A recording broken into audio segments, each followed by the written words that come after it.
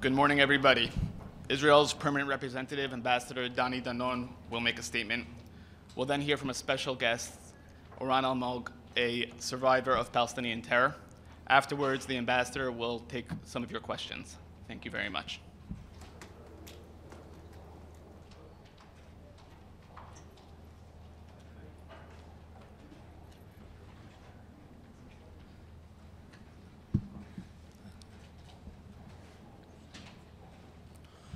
Good morning.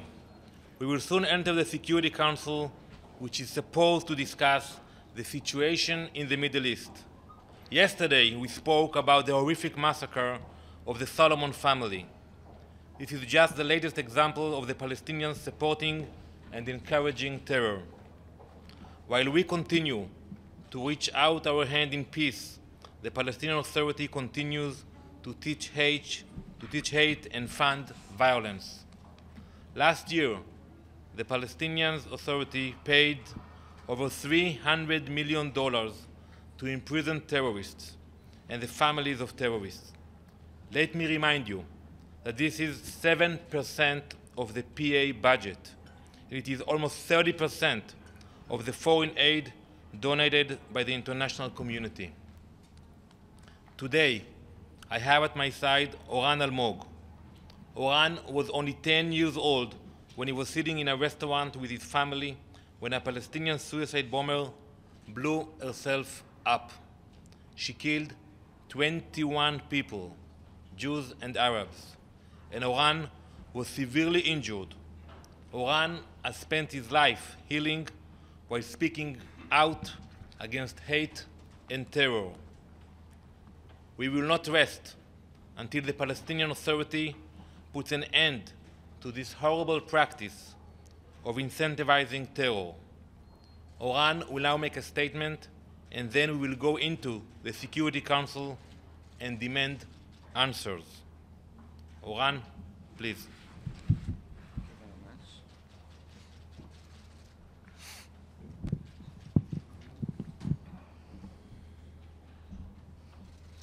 Hello. My name is Oran Almog. I'm 24 years old and I live in Haifa, Israel.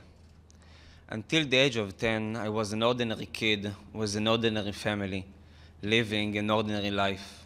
But all this changed in one moment. On October 4th, 2003, I was having a lunch with my family at the Maxim restaurant in Haifa. A woman who appeared to be pregnant entered the restaurant. She sat down, ordered something to eat, got up, and blew herself up between the diners. She wasn't pregnant. She was a Palestinian suicide terrorist. This terrorist murdered 21 people, 5 of whom were members of my family.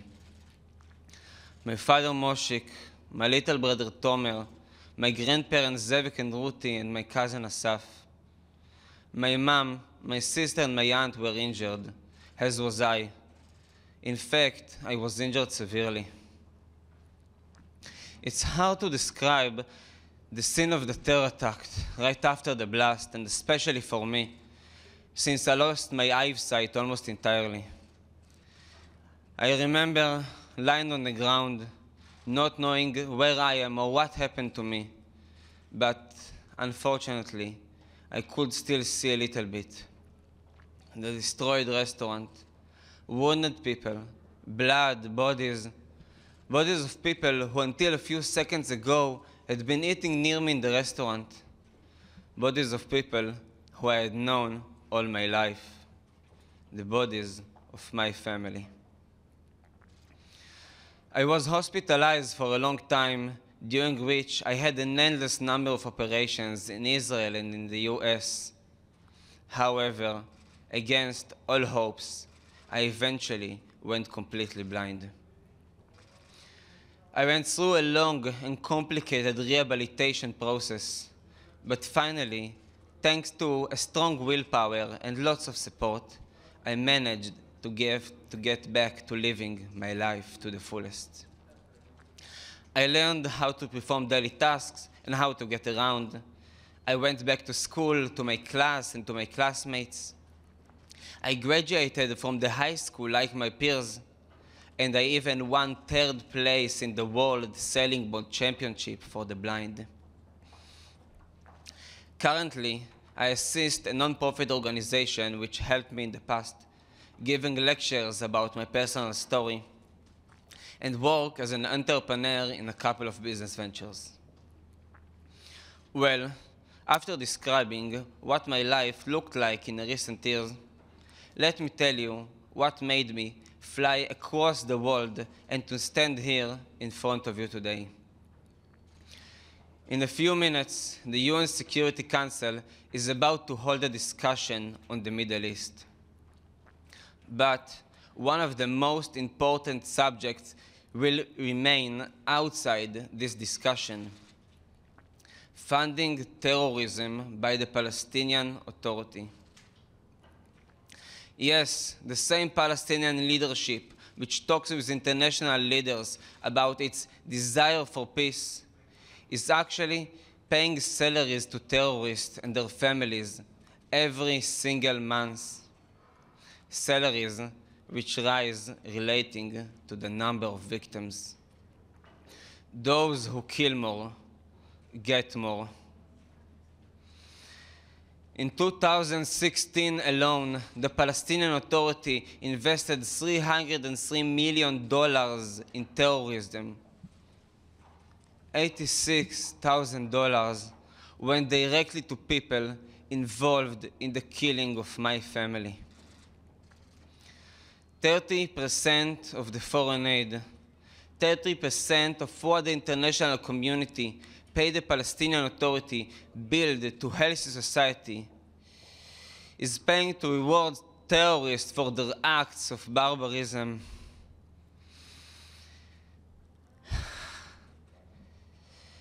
I think that anyone who believes in the value of human life should act.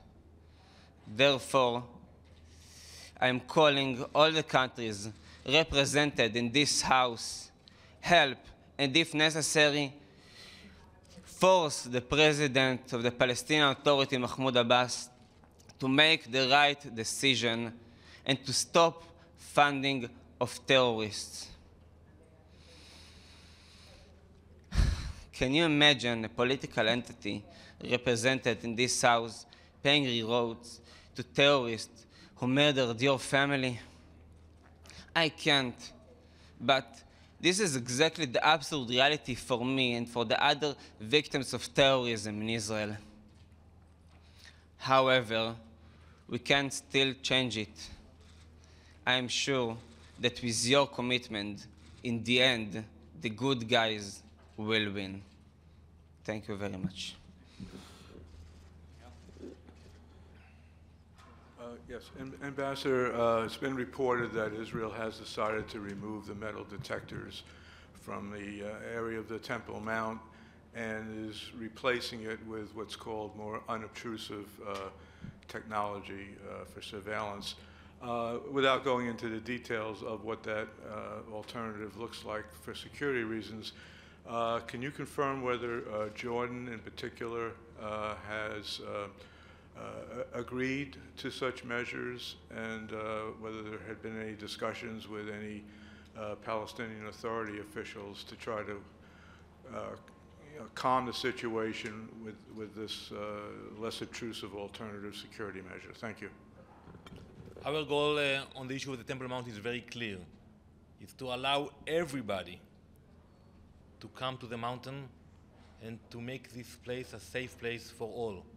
So that is why we will apply measures that will keep the mountain open for prayers, but at the same time, we'll be able to secure the people on the mountain. I want to remind all of you that on July 14th, 2 police officers were shot dead after terrorists smuggled guns into this holy site. So we will do everything we can to keep the mountain open as it is as we speak, but at the same time, to provide security to all. We spoke with the neighboring countries, and we want to thank everybody who were involved in facilitating tranquility in the area.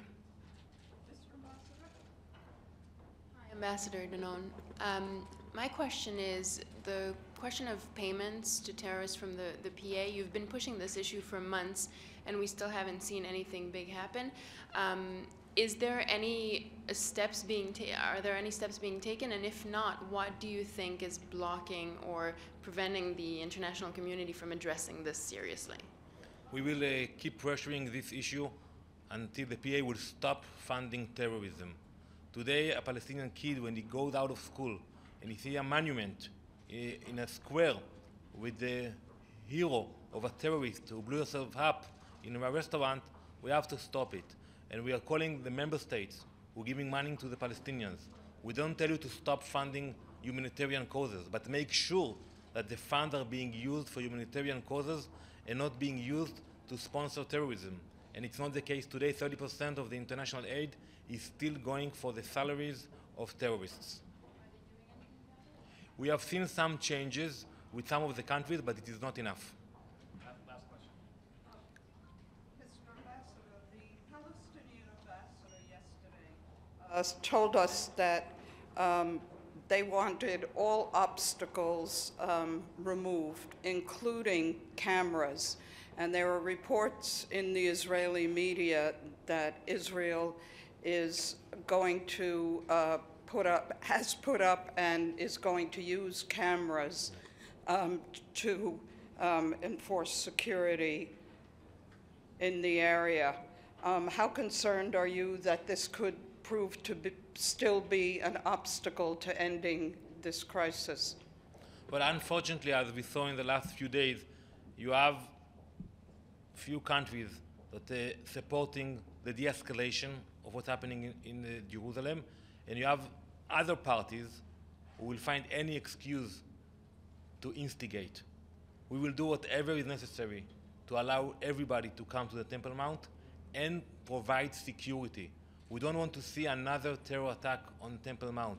You can imagine what will happen if somebody will bring in a grenade or another rifle to the mountain. So I think we will continue with our policy, and I will just pray that the people who are instigating will stop doing it.